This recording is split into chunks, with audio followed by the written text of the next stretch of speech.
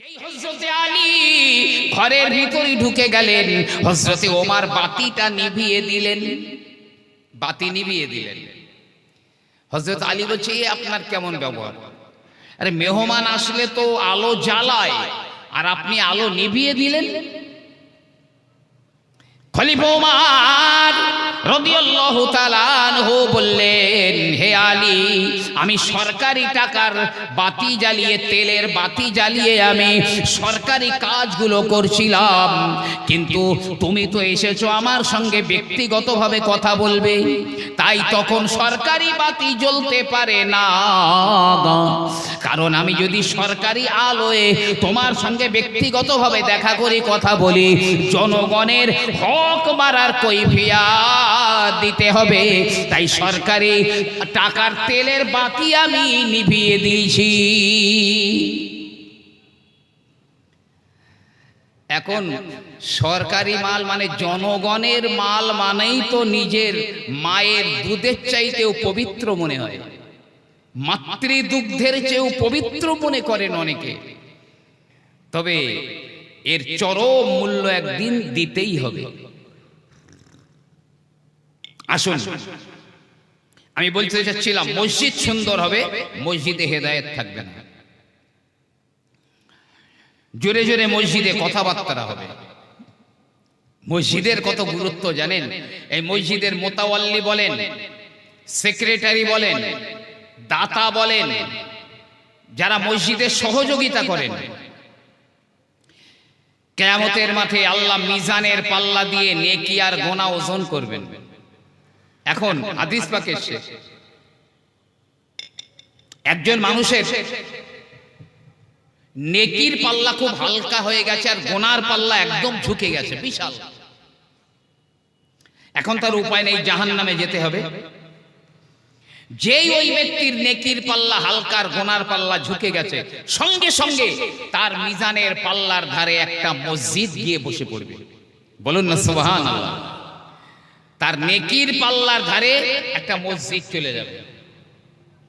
মসজিদের ভিতর থেকে আওয়াজ হবে, এই ব্যক্তি এই মসজিদের দেখাশোনা করত, এই ব্যক্তি এই মসজিদের দান করত, এই ব্যক্তি এই মসজিদের সেক্রেটারি বা মোতাওয়াল্লি ছিল গো। সঙ্গে সঙ্গে ওই মসজিদের ভিতর থেকে এক মুঠো মাটি ওর নেকির পাল্লায় পড়ে যাবে। এক মুঠো মাটি, মসজিদের এক মুঠো মাটি ওর নেকির পাল্লায় পড়ে যাবে। যেই পড়বে ওর নেকির পাল্লাটা সঁ করে ঝুলে যাবে, গুনার পাল্লা হালকা হয়ে যাবে। জোরে বলুন না সুবহানাল্লাহ। আল্লাহ বলবে, যাও একে জান্নাতে নিয়ে যাও। বেঁচে গেল শুধু একটা মসজিদের খিদমত করতে বলে। যে কিন্তু এখন আমাদের কপাল ফাটা, হতভাগা বেঈমানদের লাথি আর ঝাঁটা খাচ্ছি তো এই কারণে। নবী আমার বললেন, আল মসজিদু জুজুম মিনাল কাবা। দুনিয়ার মসজিদগুলো হলো খানায়ে কাবার শাখা। কাবার শাখা। যে কিভাবে হলো? মক্কা শরীফ থেকে একটা কিতাব আনিয়েছিলাম, তারিখুল হারামাইন শরীফাইন, আরবিতে লেখা। তখন আকাশ, জমিন, পানি, হাওয়া, গাছপালা কিছুই হয়নি। আমার আল্লাহ পাক ফেরেশতাদের বললেন, এই ফেরেশতারা জান্নাত থেকে পাথর নিয়ে পৃথিবীর নাভিস্থলে, মানে পৃথিবীর একেবারে মিডিলে একটা ঘর বানিয়ে দাও। ফেরেশতারা জান্নাতি পাথর নিয়ে পৃথিবীর মিডিলে শূন্যের উপরে একটা ঘর বানিয়ে দিল। শূন্যের উপরে একটা ঘর বানালো। কোরআন পাকে আমার আল্লাহ পাক বললেন, ইন্না আউওয়ালা বাইতিন উদিআ লিন-নাসি লাল্লাযী বিবাক্কাতা মুবারাকা। আমার আল্লাহ পাক পৃথিবীর বুকে প্রথম ঘর বানিয়েছিলেন বাক্কা তথা মক্কা মুকাররমায়। এবারে আল্লাহ কি করলেন? আরশে আজিমের নিচে একটা মারওয়ারির পাথর তৈরি করলেন। আল্লাহ পাক হুকুম দিলেন, এ পাথর বিস্তার হয়ে যাও। পাথর বিস্তার হয়ে গেল। এখন আল্লাহ পাক ওই পাথরের দিকে ভয়াল দৃষ্টিতে তাকালেন, কুদরতি নজরে তাকালেন। পাথর আল্লাহর ভয়ে গলে পানি হয়ে গেল। পৃথিবীতে শুধু পানি, পানি আর পানি হয়ে গেল। আমার আল্লাহ পাক বললেন, এ পানি ঢেউ উঠাও। আল্লাহ হাওয়া দিয়ে হুকুম দিলেন, ঢেউ উঠাও। পৃথিবীর ওই তামাম পৃথিবী ব্যাপী পানিতে ঢেউ উঠে গেল। ওই ঢেউগুলো খানায় কাবার নিচে গিয়ে আছড়ে পড়লো। ঢেউ লেগে লেগে গ্যাজা জমে গেল, গ্যাজা জমে গেল, ফেনা জমে গেল, মাটি মতো হয়ে গেল। আমার আল্লাহ পাক বলেন, ও জিবরাইল, ওই কাবার নিচে জমে যাওয়া গ্যাজা এক মুঠো নিয়ে গোটা দুনিয়ায় ছড়িয়ে দাও। এক মুঠো ওই জমে যাওয়া গ্যাজা নিয়ে জিবরাইল ছড়িয়ে দিলেন। আল্লাহ পাক এই জমিনটা বানিয়ে দিলেন, ভূখণ্ড হয়ে গেল।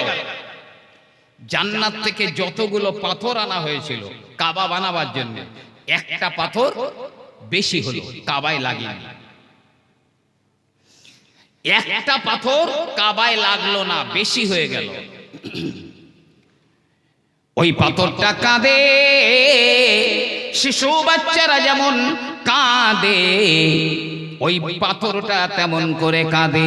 আমার আল্লাহ বললেন, জিবরাইল, ওই পাথর কেন কাঁদে? যাও ওকে জিজ্ঞাসা করো। জিবরাইল আমিন বলেন, এই পাথর, তোর কান্নার কারণটা কি একবার বল, কাঁদিস কেন?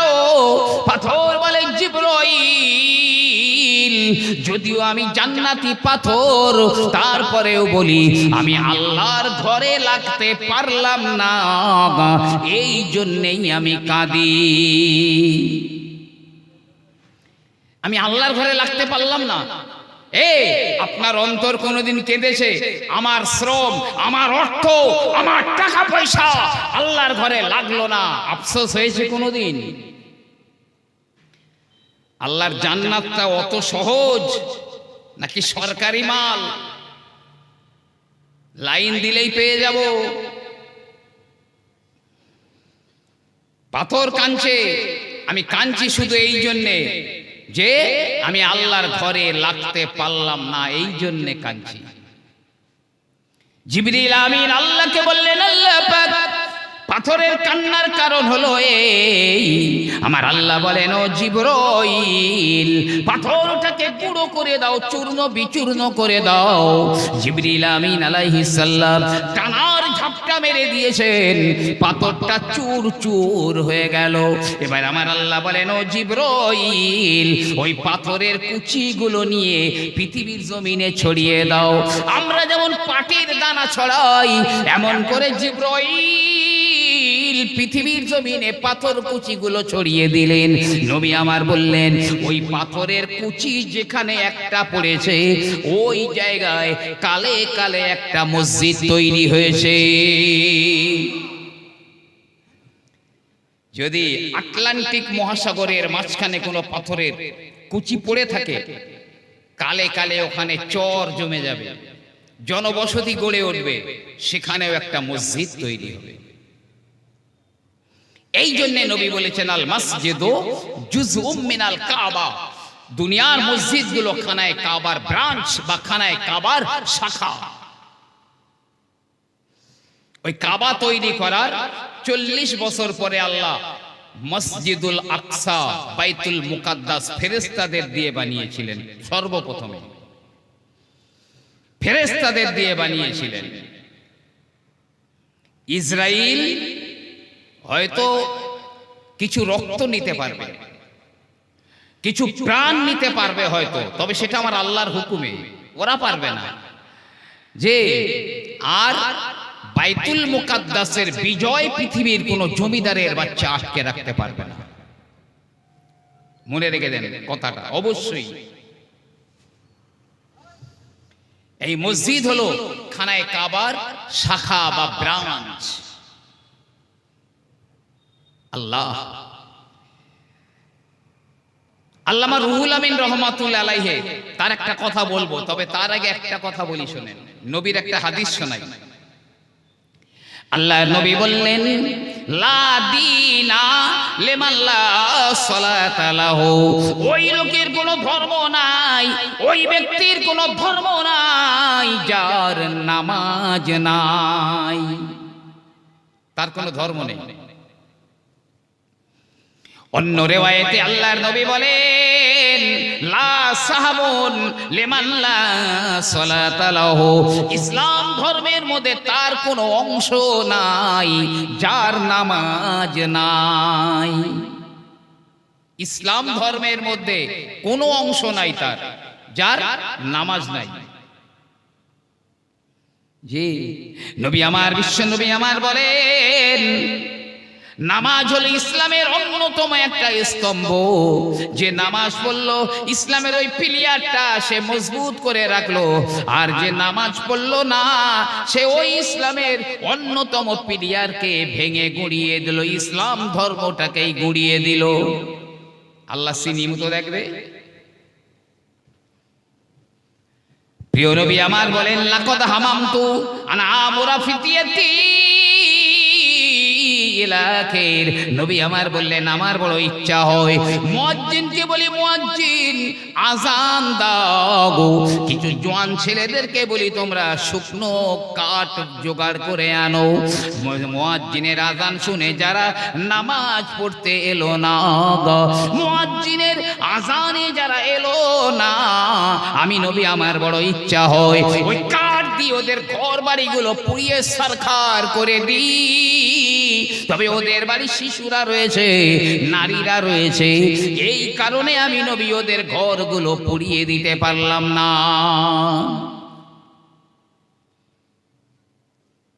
সবচেয়ে বড় কথা, এর পরেও যদি, আমি একটা কথা বলছি, এর পরেও যদি কারো চোখ না খোলে, তাহলে মনে রাখবেন এর জন্য আর কোনো কোম্পানি দায়ী নয়।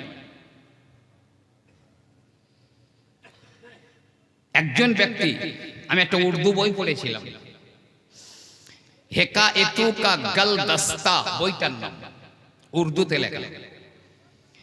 এক ব্যক্তি উটের উপরে চেপে বাড়ি থেকে বার হয়েছে,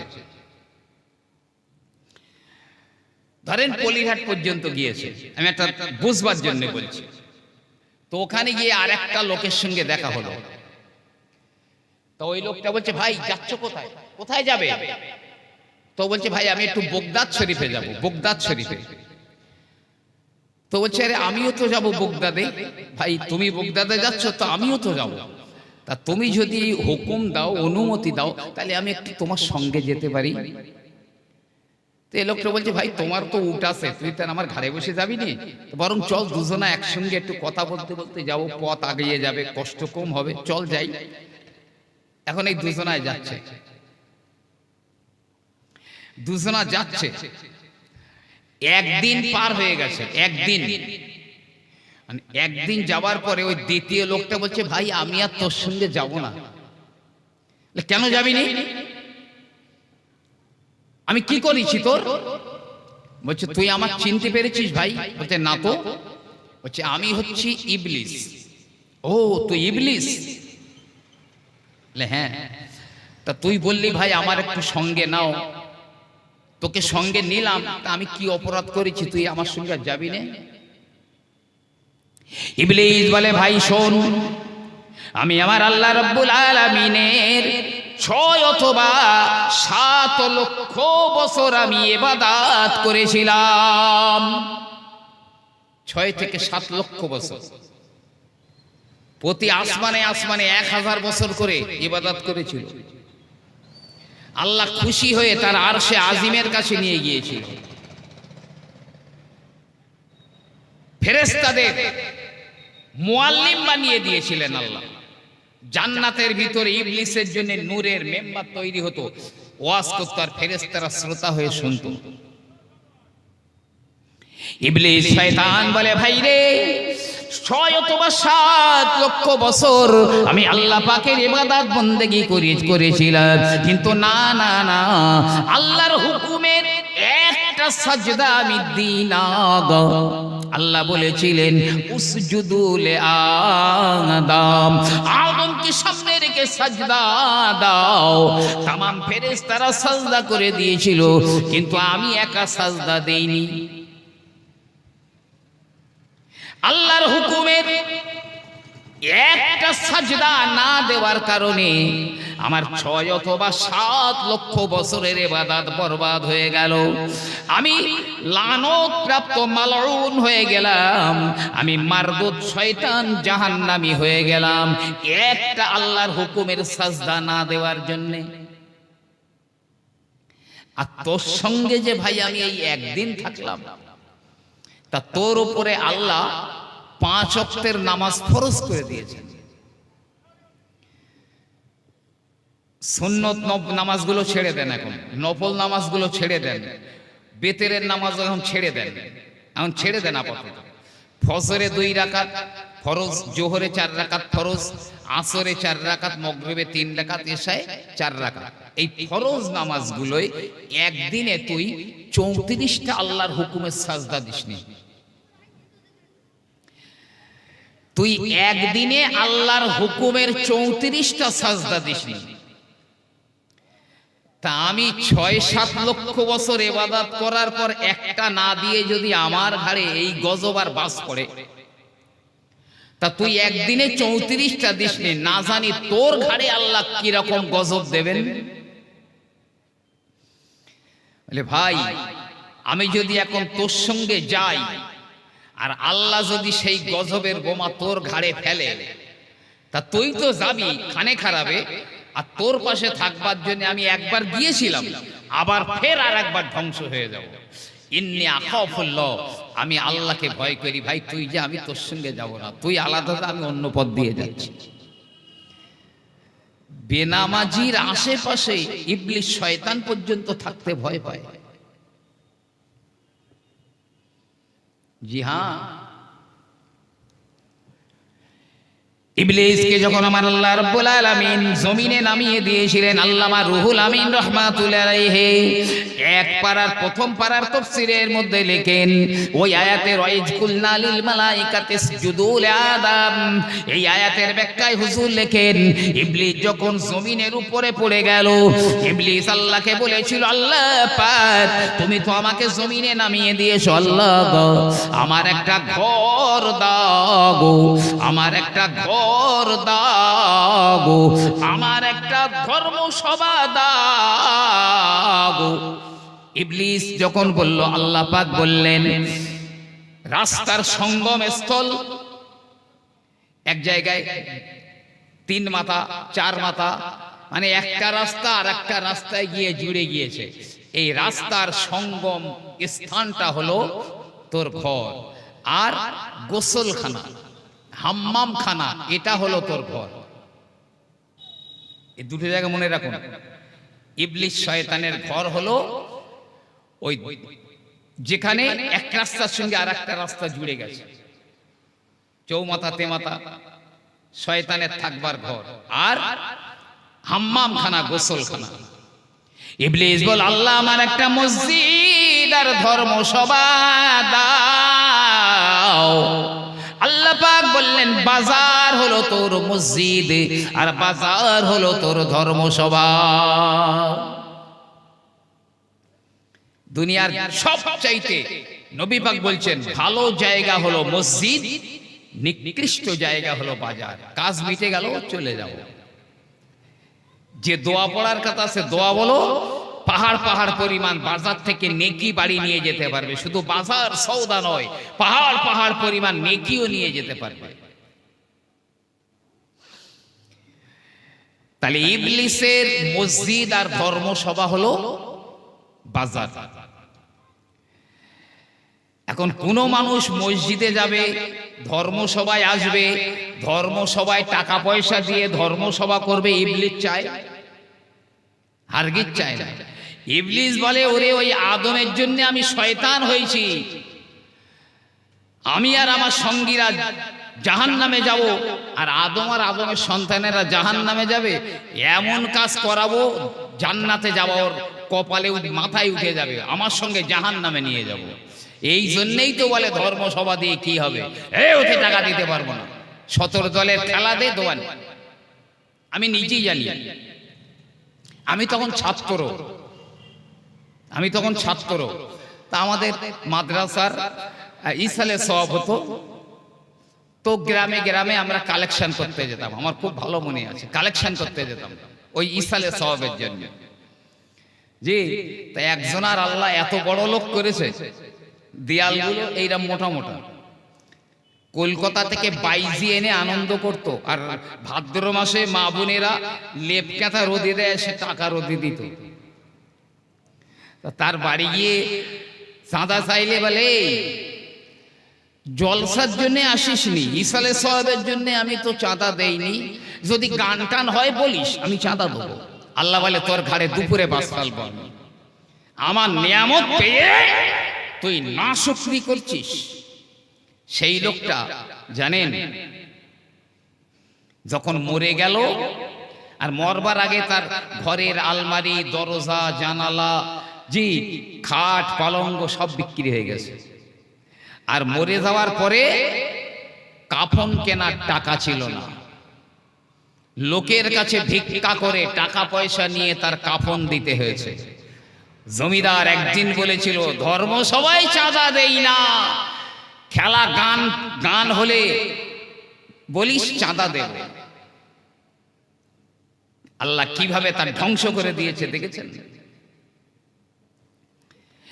ইবলিস বলল, আল্লাহ রাব্বুল আলামিন, মসজিদ পেলাম, ধর্মসভা পেলাম, তবে আমার মসজিদের আযান কে দিবে? আল্লাহ, আমার মুয়াজ্জিন দাও গো। আমার আল্লাহ বললেন, বংশী বদনেরা তোর মুয়াজ্জিন, বাঁশি বাজায়, মিউজিক করে, এরাই হচ্ছে তোর মুয়াজ্জিন। যে ইবলিস বলছে, আল্লাহ আমার নামাজ দাও। আল্লাহ বললেন, ড্যান্স দেওয়া আর হাততালি দেওয়া, করতালি দেওয়া, এটা হলো তোর নামাজ। আল্লামা রুহুল আমিন রহমাতুল্লাহ আলাইহি তিনিও বলছেন, লেখকের চিন্তা ভাবনা, হাততালি দেওয়াটা ইবলিসের নামাজ। আল্লাহর নামাজ পড়তে পারি না, ভালো মিউজিক হলে ইবলিসের মুয়াজ্জিন যখন আজান দেয়, আমার ঘরের সুসন্তানরা যে তার সামনে গিয়ে ডিস্কো ড্যান্স দেয় না, ব্রেক ড্যান্স দেয়, ইবলিসের নামাজ পড়ে। যে বিশেষ কোনো ব্যাপারে হাততালি দেয়, ইবলিসের নামাজ পড়ে, ও আল্লাহর নামাজ পড়ে না। আল্লাহ ওরে চিনি মতো দেখবে? জি আমার ভাইয়েরা, বাবাজিরা, আমার আল্লাহ রব্বুল আলামিন, আমি মসজিদের কথা বলছিলাম, আল্লাহ পাক মসজিদকে এত ইজ্জত দিয়েছেন জানেন? কোন ছেলের যদি বিয়ে না হয়, কোন মেয়ের যদি বিয়ে না হয়, কি করবেন আপনি?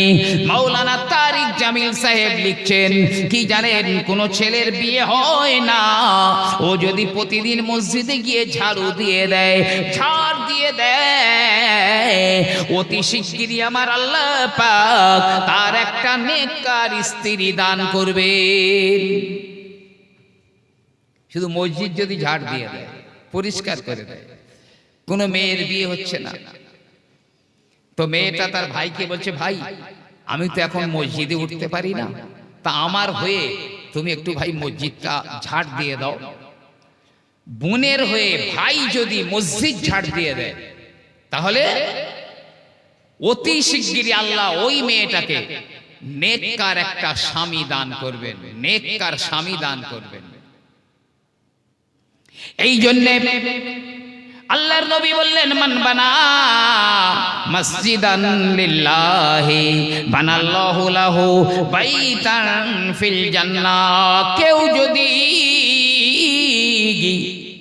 আল্লাহর জন্য, আল্লাহর রাস্তায় মসজিদ বানিয়ে দেয় বা মসজিদে সহযোগিতা করে, টাকা পয়সা দিয়ে, শ্রম দিয়ে যদি সহযোগিতা করে, আমার আল্লাহ পাক তার জন্য জান্নাতের ভিতরে বড় একটা মহল বানিয়ে দেবেন। একটু জোরে বলুন না সুবহানাল্লাহ। এই মসজিদে কোবার নাম শুনেছেন আপনারা? মসজিদে কোবা, জি, মদিনা থেকে কিছুটা পিছনে মসজিদে কোবা। আল্লাহর নবী হিজরত করে মদিনার দিকে চলে যান। মদিনায় ঢোকবার আগে কোবা নামক পল্লীতে আমার রাসূলুল্লাহ কয়েকটা দিন অবস্থান করেছিলেন। কোবায় গিয়ে নবী আমার বললেন, হে কোবার মানুষেরা, আমি তোমাদের এখানে একটা মসজিদ বানাতে চাই। আরে অন্য কিছু নবী পাকের চিন্তা হলো না। ঘর বাড়ি ফেলে রেখে যাচ্ছেন মদিনায়, অচেনা জায়গায়, নিজের ঘর কিভাবে হবে সেই চিন্তা নয়। নবী বললেন, আমি এখানে একটা মসজিদ বানাতে চাই। আহা, কুবার মানুষেরা রাজি হয়ে গেল। জি ইয়া রাসূলুল্লাহ। ভাই একটু তাকবীর দেন, নারায়ে তাকবীর, নারায়ে তাকবীর। সিলসিলায়ে মুজাদ্দিদে জামান, সিলসিলায়ে ফুরফুরা শরীফ, আওলাদে মুজাদ্দিদে জামান, মাসলাকে মুজাদ্দিদে জামান, নারায়ে তাকবীর।